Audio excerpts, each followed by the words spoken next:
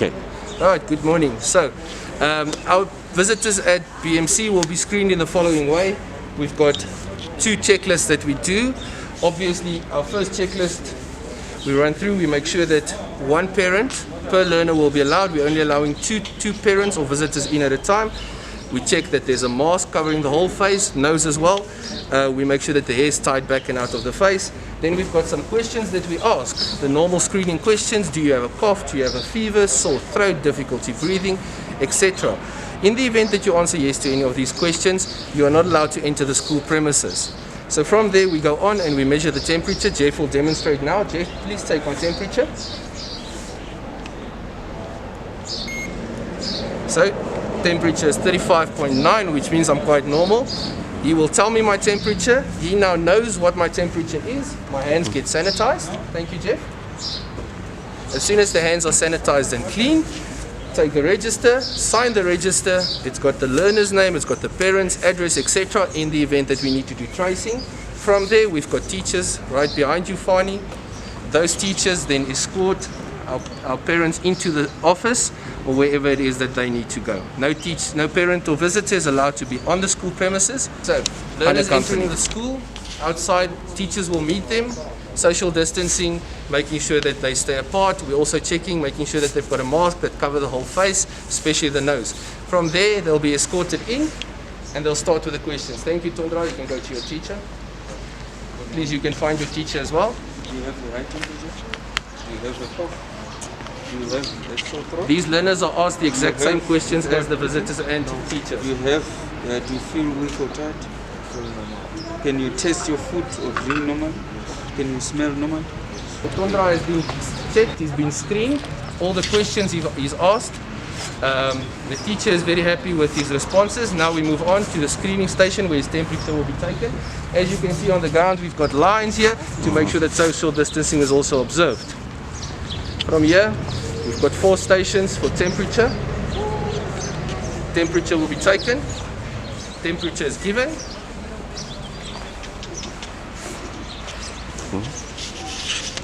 From there, they move to the sanitation stations. We start off on this side, firstly by washing our hands with soap.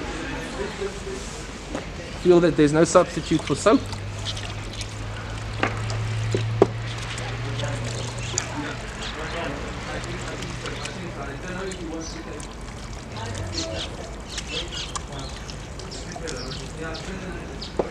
And from here, the learners are escorted to the classrooms. Please follow. So you will find that we've got teachers all along the route, making sure that social distancing is followed. The reason is also to sort of help the kids so that they don't get stuck along the way, so that they make the route to their classrooms as fast as possible. Morning, ma'am. Where are we going? Okay. Are you doing home language or FAO? Both of you are FAO. You are going to the hall. Thank you, ma'am.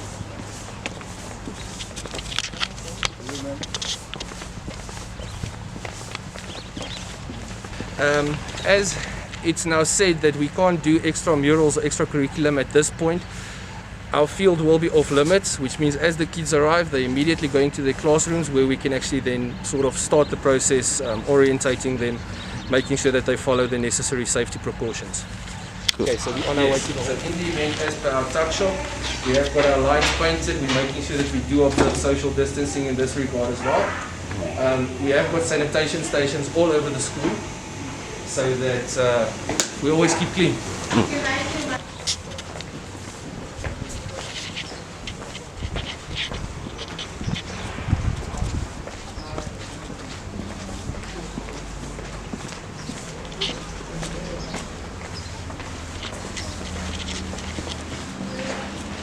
Just let you guys into here. So the process on this side is as follows. They come with their bags. Bags are placed outside. Stationery, textbook, classwork book, pens and pencils are then taken out. From there, we've got a register inside. I'll show you in one moment. The process is stationery, etc. in your hand. You sanitize. Alcohol-based sanitizer as been instructed. There you go. She can enter the class. As soon as she's seated and we've sanitized her station as well, we give her the register where she signs and we put in the temperature that we measured outside. In the event that we've got an elevated temperature outside, we'll go and scan a bit later as well to make sure that we follow up on that. But that's the process here at BMC. You can go in there, just have a seat off there.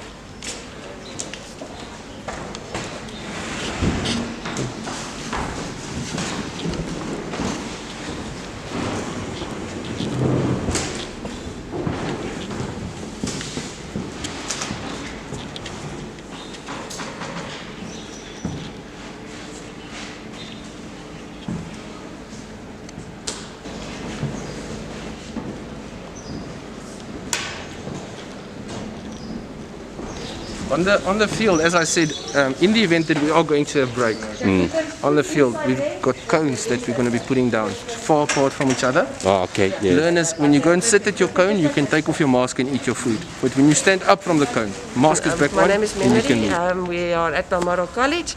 We have today started with our grade 12 learners. It's a group of 73 learners. We have decided to do the orientation with them today just to get them back into the school environment. It's a new environment, a new setup, and to let the anxiety settle a little bit. And when is teaching and learning going to resume? It's already started, sir. If you go into the rooms that we have allocated for today, they've already started with some activities, and then later today we will have a session where we will have a full orientation. So funny, the idea is that the tuck shop will have, because remember we have little children also. Yes. So we're going to have a lot of hula hoops up. I stand there, so the boys, this is my area. You go to the table and then they will sell from there. It will avoid that there's congestion by the tuck shop and we can continue. And how many learners are here today? Today there's only 73. It's only grade 12 that we have. Yes. 73 learners. Because we want to orientate them today so that they can get used to the environment, the new rules, the procedures, and so that the anxiety can also calm down a bit. The grade 7s are not here today? No, the grade 7s are not here. What we have decided is that we want to be safe. So we're going to first take one group at a time. So the idea is if the minister gives us the go-ahead today, we will bring the grade 7s in on Wednesday. Our grade 7s is 120 learners. It's a bigger group.